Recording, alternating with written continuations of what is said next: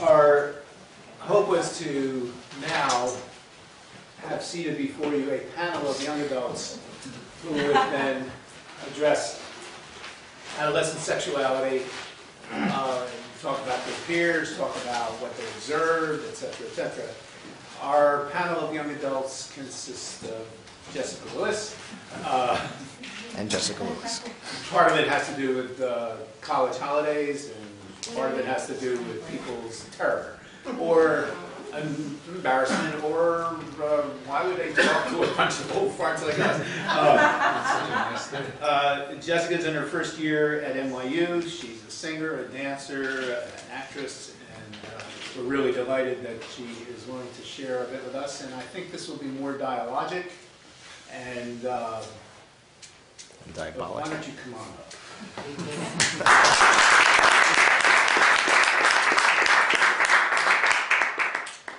So basically, I didn't prepare anything because I just would want to answer questions, and I know my dad prepared some, and I think a few other people did, but I'm gonna try to answer some stuff. So Go ahead.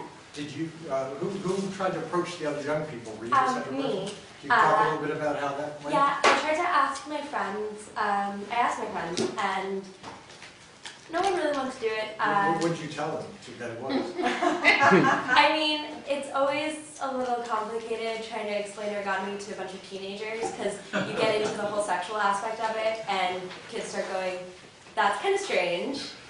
But I asked my friends, and I asked them, would they want to speak with me on a panel at a conference that my dad was helping run, and we'd be talking basically about adolescent experience in sexuality, but we wouldn't have to cite personal examples or anything, just talk. And I asked my friends, most of whom go to NYU, because that's where I go, or some friends from high school that also go to well-established colleges, and these are intelligent kids who can understand the concepts.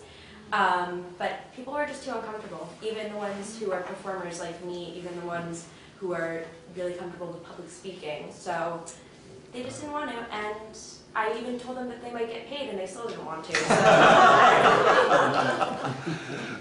It's very telling. Yeah. So just one of the things that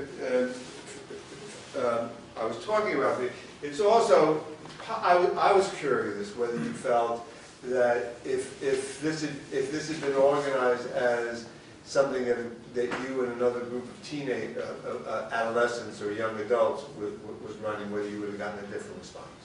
Was it were they resistant to the fact that this was a group of adults that were asking them to come? I don't think it has as much to do with that as it would have to do with them being worried about how it would look for them in a way. I don't know. Most of my friends haven't been raised in the same sort of environment I have. My dad is my dad. And I've grown up really comfortable talking about almost everything. And most of my friends, are shocked when the subject of sex is even brought up. Especially my friends not from New York City. Because this year, being in college, I've met a lot of kids who are from, small towns in the middle of nowhere who they don't talk about it. It's not talked about. I have a friend from Hawaii, and she said, and she grew up in a very Asian culture also, and it was didn't talk about that no matter what, even with your best friend, you didn't talk about that. So, it's not, it's just something that is wrong, I guess. Are you saying that they don't talk about sex among themselves or with their families? Among themselves. Really? Yeah. Because I treat a lot of kids from NYU, yeah, and there's a tremendous amount of discussion among them about sex. I think there definitely is in college. I'm just saying, my friend, for example, wasn't used to it from home. She got to NYU and we all talked about it, we're open with each other as friends, and there's definitely a lot of discussion in college about that, yeah. But it's a radical change from her experience in high school, for example, whereas my experience in high school is very similar. We all just kind of talk about what we want to talk about. It could also be either explicitly or implicitly I think people can sense that this is very pro-sexuality. Yes. In a way that relates to and integrates emotions and a lot of other stuff. Because on the other hand, if you put together a panel on, say, AIDS or something like that, everybody's free to talk about sex, even anal sex and condoms and this and that, but it's all actually against sex.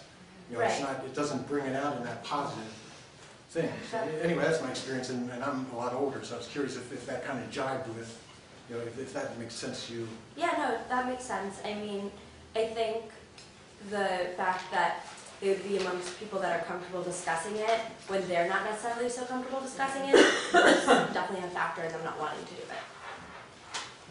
How do you feel that NYU, like, do they reach out to the students in terms of, you know, you say that maybe they come to places where they don't talk about it, this might be the first time where they engage in that kind of discourse. Like, does the school, like when they, because I go to NYU and they send out these emails, I don't actually read them, maybe you have.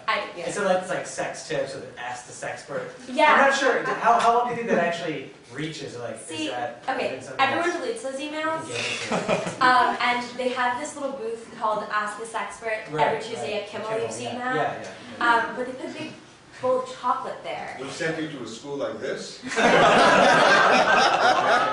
They Where's put the a chocolate? They put a big bowl of chocolate Or on the tortilla soup, table. if you're lucky. What? Or tortilla soup, it's, yeah. Or condoms, too. Well, Usually got they, one. but basically, Chocolate condoms. the only experience I've had with that group of student-led, you know, ask this expert is I've gone and grabbed a big handful of chocolate and left. Like, Right. they don't make an effort to even reach out to talk. They're just kind of there, and I don't think anyone would just go up and start asking them questions.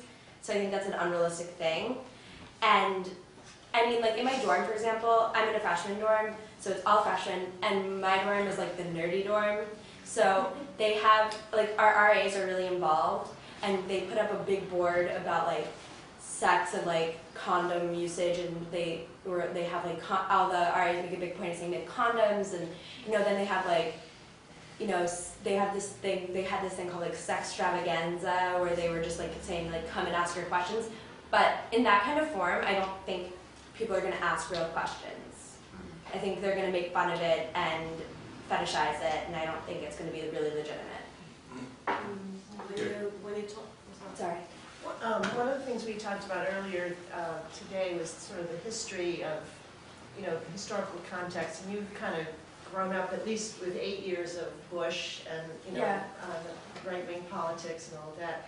So when you were in high school, even if it was here in New York City, was there any kind of formal sex education in junior or senior high? for Yes. you? Well, I went to actually this school for junior high Oh, okay. and elementary school, and they pride themselves on being a progressive school, Right. which isn't even true. But we had, sorry. I go to,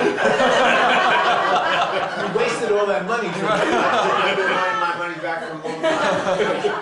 We had sex education, pretty much the same sex education as I had in high school from the time we were in 4th grade, I think.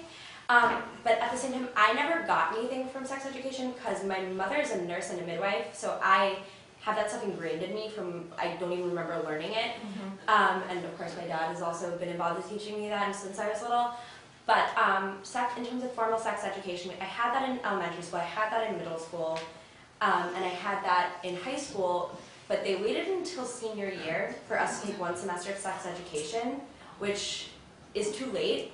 And I think over 80% of my friends had already had sex, and it didn't really matter at that point. And the sex education we had was just a general health class where we were learning about drugs, sex, everything. So it wasn't useful, and it wasn't an abstinence-only curriculum. In that, well, they weren't against us having sex.